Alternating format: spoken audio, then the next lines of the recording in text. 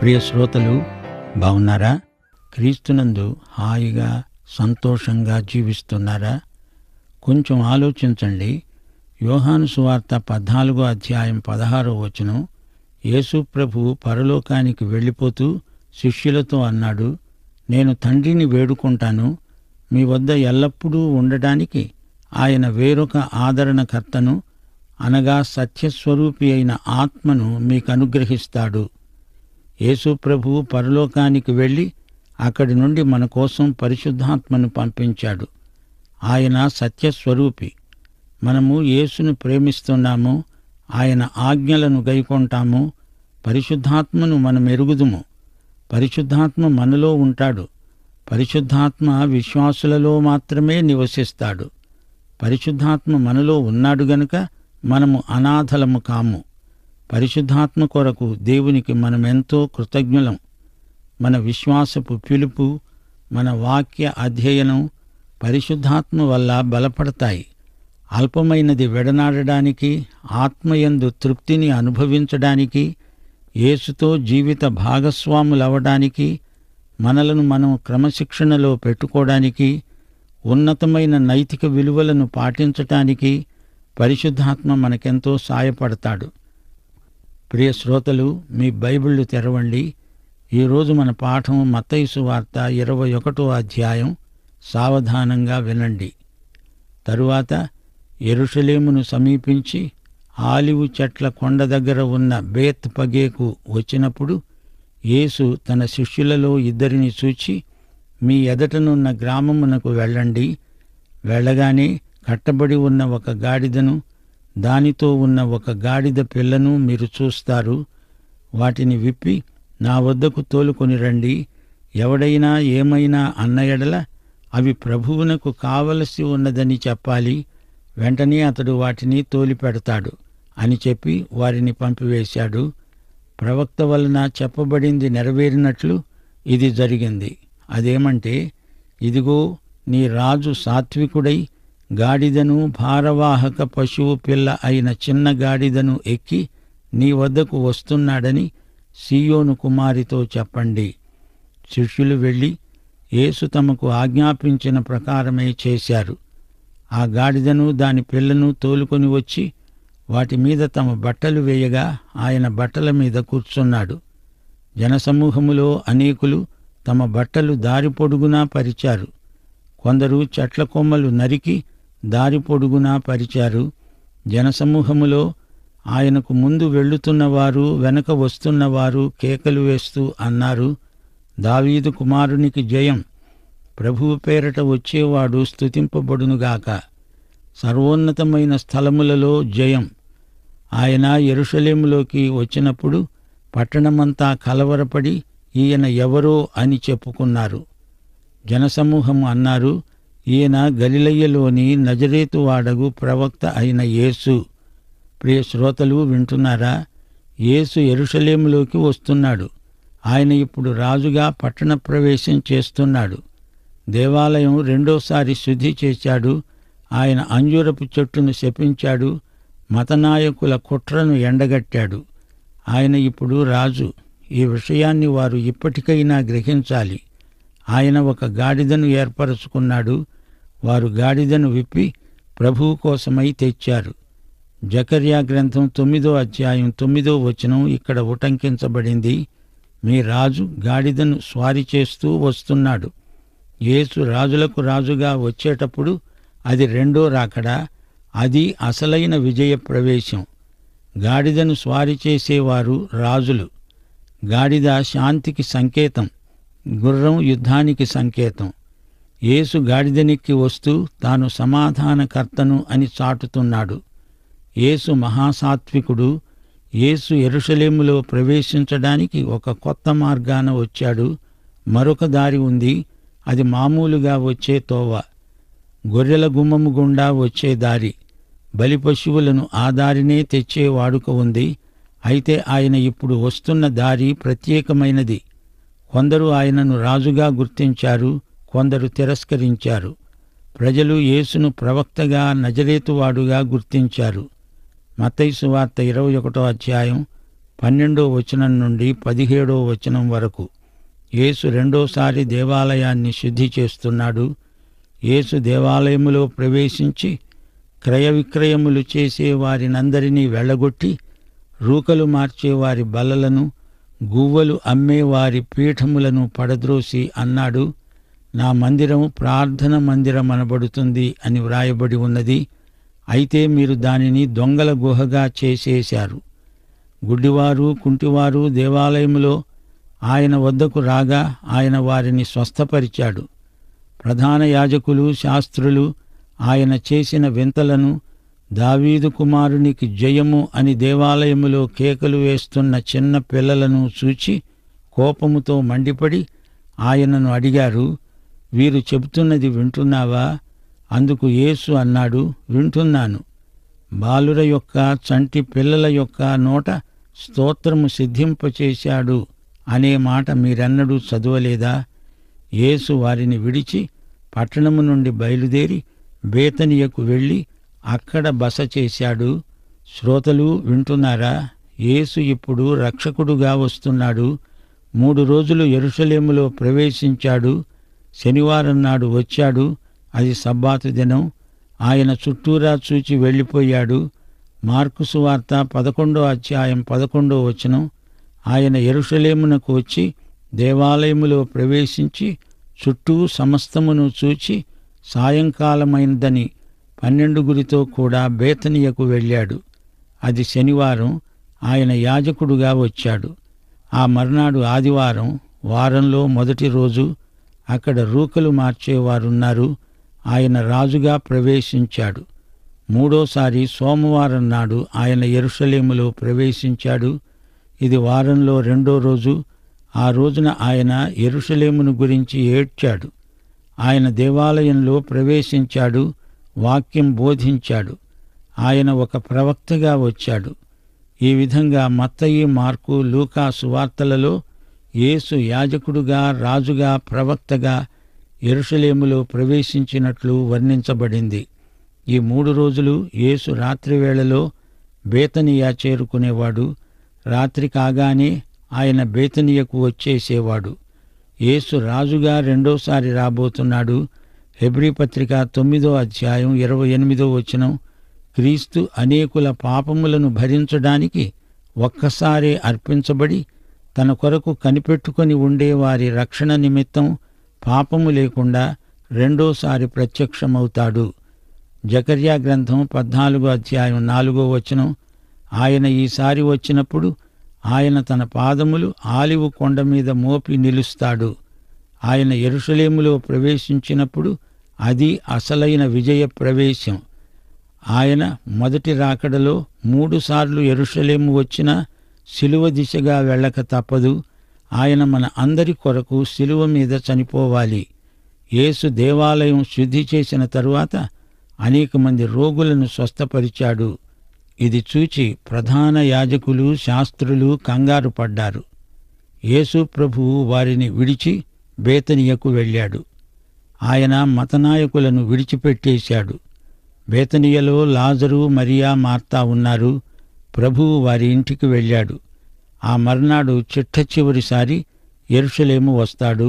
మత్తయి సువార్త 21వ అధ్యాయం 18 నుండి 19వ వచనం వరకు. ఉదయమందు పట్టణమునకు మరలి వెళ్తుండగా ఆయన ఆకలి కొన్నాడు. అప్పుడు త్రోవ ప్రక్కన ఉన్న ఒక అంజూరపు చెట్టును చూచి దాని యొద్దకు రాగా దాని యందు ఆకులు తప్ప మరేమీ కనపడలేదు. గనుక దానిని చూచి, ఇక మీదట ఎన్నటికీ నీవు కాపు కాయకుందువుగాక అని చెప్పాడు. తక్షణమే ఆ అంజూరపు చెట్టు ఎండిపోయింది. శిష్యులు అది చూచి ఆశ్చర్యపడి, అంజూరపు చెట్టు ఎంత త్వరగా ఎండిపోయిందో అని చెప్పుకున్నారు.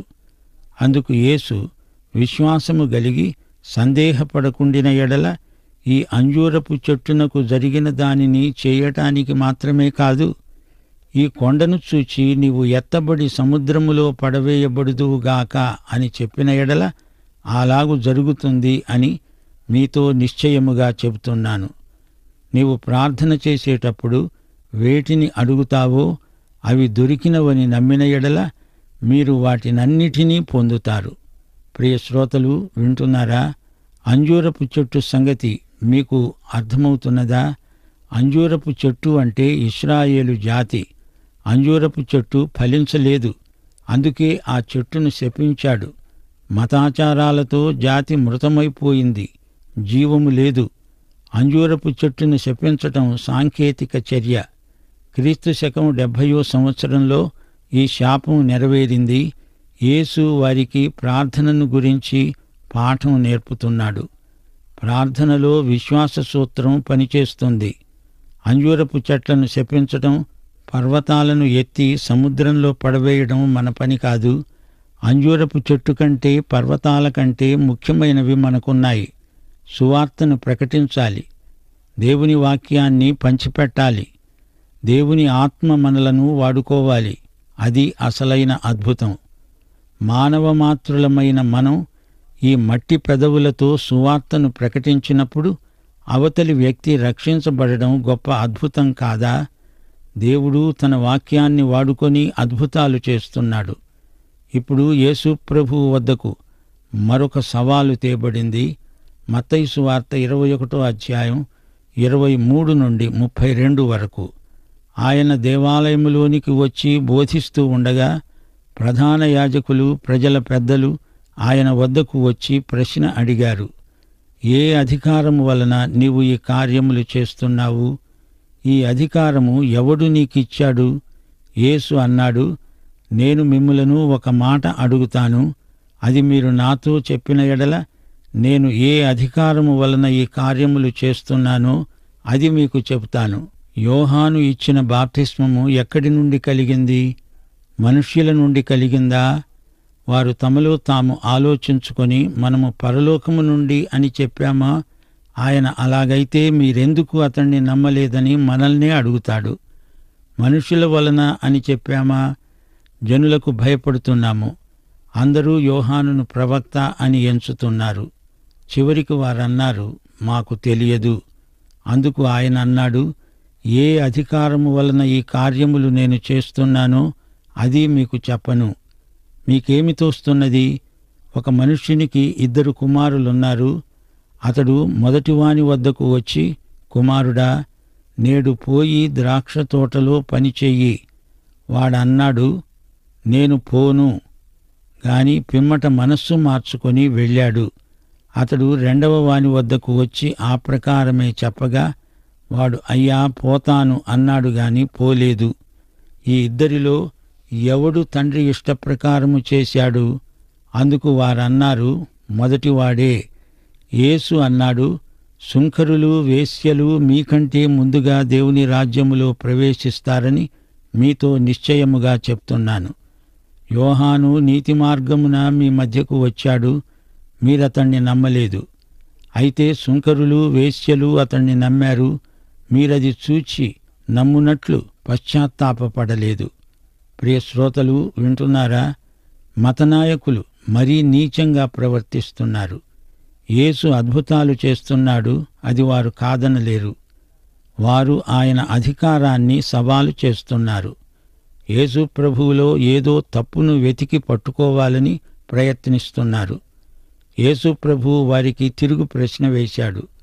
బాప్తిస్మకుడైన యోహాను ఏ అధికారంతో పనిచేశాడో చెప్పండి అని అడిగాడు. అది పరలోక అధికారమా లేక మనుష్యులదా? వారు ఎటూ చెప్పలేకపోయారు. యోహాను అధికారము పరలోకము నుండి వచ్చింది అని వారు ఒప్పుకోవడం లేదు. గనుక యేసు అధికారాన్ని కూడా వారు ఒప్పుకోరు. 2 కుమారుల ఉపమానం చూడండి. ఒకడు తన తండ్రి కోసం పనిచేస్తానన్నాడు గాని చెయ్యలేదు. సుంకరులు, వేశ్యలు ఈ మతాధికారుల కంటే ఎంతో నయం. నామకార్థ క్రైస్తవులు సంఘాలలో ఎందరో ఉన్నారు. వారికి మతం ఉంది కాని 2 కొరింథీ 5వ అధ్యాయం 17వ వచనం ప్రకారం వారు నూతన సృష్టి కారు. వేశ్యలు సైతం తమ పాపాలు ఒప్పుకొని క్రీస్తును అంగీకరించి రక్షించబడ్డారు. ప్రభువు వారిని అంగీకరించాడు. రక్షించబడిన వ్యక్తి నూతన సృష్టి. ఇప్పుడు ప్రభువు మరొక ఉపమానం చెబుతున్నాడు. మత్తయి సువార్త 21వ అధ్యాయం 33వ వచనం నుండి 42వ వచనం వరకు. ఇంటి యజమానుడు ఒకడున్నాడు. అతడు ద్రాక్ష తోట నాటించి దాని చుట్టూ కంచె వేయించి అందులో ద్రాక్ష తొట్టి తొలిపించి గోపురము కట్టించి కాపులకు దానిని గుత్తకు ఇచ్చి దేశాంతరం పోయాడు. పండ్లకాలం సమీపించినప్పుడు పండ్లలో తన భాగం తీసుకొని రావాలని ఆ కాపుల వద్దకు తన దాసులను పంపగా ఆ కాపులు అతని దాసులను పట్టుకొని ఒకణ్ణి కొట్టారు, ఒకణ్ణి చంపారు, మరి ఒకని మీద రాళ్లు రువ్వారు. మరల అతడు మునుపటి కంటే ఎక్కువ మంది ఇతర దాసులను పంపగా వారు వీరిని ఆ ప్రకారమే చేశారు. తుదకు నా కుమారుణ్ణి సన్మానిస్తారనుకొని తన కుమారుణ్ణి వారి వద్దకు పంపాడు. అయినా ఆ కాపులు కుమారుణ్ణి చూచి, ఇతడు వారసుడు, ఇతణ్ణి చంపి ఇతని స్వాస్థ్యము తీసుకుందాము రండి అని తమలో తాము చెప్పుకొని అతణ్ణి పట్టుకొని ద్రాక్ష తోట వెలుపల పడవేసి చంపారు. కాబట్టి ఆ ద్రాక్ష తోట యజమానుడు వచ్చినప్పుడు ఆ కాపులను ఏమి చేస్తాడో చెప్పండి. అందుకు వారన్నారు, ఆ దుర్మార్గులను కఠినముగా సంహరించి వాటి వాటి కాలములందు తనకు పండ్లను చెల్లించే ఇతర కాపులకు ఆ ద్రాక్ష తోట గుత్తకిస్తాడు. యేసు వారిని చూచి అన్నాడు, ఇల్లు కట్టేవారు నిషేధించిన రాయి మూలకు తలరాయి అయింది. ఇది ప్రభువు వల్లనే కలిగింది. ఇది మన కన్నులకు ఆశ్చర్యము అనే మాట మీరు లేఖనములలో ఎన్నడూ చదవలేదా? ప్రియ శ్రోతలు, వింటున్నారా? ఈ ఉపమానంలో యజమాని తండ్రి అయిన దేవుడు, కుమారుడు ప్రభువైన యేసుక్రీస్తు, కాపులు ఇశ్రాయేలు ప్రజలు. దేవుని కుమారుడు వచ్చాడు. ఇశ్రాయేలీయులు ఆయనను తిరస్కరించి పట్టుకొని సిలువ వేసి చంపారు. అయితే ఆయనే మూలకు తలరాయి అయ్యాడు. ఈ రాయి యేసుక్రీస్తే. మత్తయి ఈ ఉపమానంలో పరలోక రాజ్యము అనకుండా దేవుని రాజ్యము అంటున్నాడు. అనగా దేవుని రాజ్యములోకి సమస్త జాతులు వస్తాయి. దేవుని రాజ్యం యూదుల నుండి తీసివేయబడి సంఘానికి ఇవ్వబడుతుంది. 1 పేతురు 2:9 మీరు చీకటిలో నుండి ఆశ్చర్యకరమైన తన వెలుగులోనికి మిమ్మును పిలిచిన వాని గుణాతిశయములను ప్రచురము చేసే నిమిత్తము ఏర్పరచబడిన వంశము, రాజులైన యాజక సమూహము, పరిశుద్ధ జనము, దేవుని సొత్తైన ప్రజలు అయి ఉన్నారు. దేవుని సంఘమే ఈ పరిశుద్ధ జాతి. మత్తయి సువార్త 21:43-46 వరకు. కాబట్టి దేవుని రాజ్యము మీ వద్ద నుండి తొలగింపబడి దాని ఫలమిచ్చే జనులకు ఇవ్వబడుతుందని మీతో చెప్తున్నాను. ఈ రాతి మీద పడేవాడు తునకలైపోతాడు గాని అది ఎవని మీద పడుతుందో వానిని నలిచేస్తుంది. ప్రధాన యాజకులు, పరిసయ్యులు ఆయన చెప్పిన ఉపమానములను విని తమను గూర్చే చెప్పాడని గ్రహించి ఆయనను పట్టుకొనడానికి సమయం కోసం చూస్తున్నారు. గాని జనులందరూ ఆయనను ప్రవక్త అని ఎంచారు గనుక వారికి భయపడ్డారు. శ్రోతలు, గుర్తించండి, ఈ రాతి మీద పడేవాడు తునకలైపోతాడు. ఇది క్రీస్తు మొదటి రాకడ. ఈ రాతి మీదనే సంఘం నిర్మించబడింది. 1 కొరింథీ 3:11 వేయబడినది తప్ప మరి ఒక పునాది ఎవడూ వేయనేరడు. ఈ పునాది యేసుక్రీస్తే. ఆ రాతిని సమీపించిన వారు కృపాయుగములో రక్షించబడతారు. లేకపోతే ఆ రాయే అతని మీద పడుతుంది, అతన్ని నలిచేస్తుంది. ఇది క్రీస్తు రెండో రాకడ. దానియేలు గ్రంథం 2:34, 44, 45 అది యుగయుగముల శిల. ప్రియ శ్రోతలు, మనకై చీల్చబడిన యుగయుగముల శిల క్రీస్తే. ఈ అధ్యాయంలో యేసుక్రీస్తు రాజుగా కనపడుతున్నాడు. ఆ తరువాత ఒక తీర్పరిగా, న్యాయాధిపతిగా అంజూరపు చెట్టును శపించాడు. దేవాలయాన్ని శుద్ధి చేశాడు. ఇశ్రాయేలు జాతి ఫలరహితమైన అంజూరపు చెట్టు, అదొక దొంగల గుహ. ఆ తరువాత యేసు ప్రభు దేవుని కుమారుడుగా ప్రత్యక్షమవుతున్నాడు. ఇశ్రాయేలీయులు కుమారుణ్ణి తిరస్కరించారు. అంతేకాక ఆయన యుగయుగముల శిలగా మనకు సాక్షాత్కరించాడు. మరచిపోకండి, యేసే రాజు, న్యాయాధిపతి, దేవుని కుమారుడు, సంఘానికి పునాది రాయి. పాఠం ఇంతటితో సమాప్తం. మన ప్రభువు, రక్షకుడు అయిన యేసుక్రీస్తు వారి కృప, తండ్రి అయిన దేవుని ప్రేమ, పరిశుద్ధాత్మ యొక్క అన్యోన్య సహవాసము, సమాధానము మనకందరికీ నిత్యత్వము పర్యంతము తోడై ఉండునుగాక. ఆమేన్.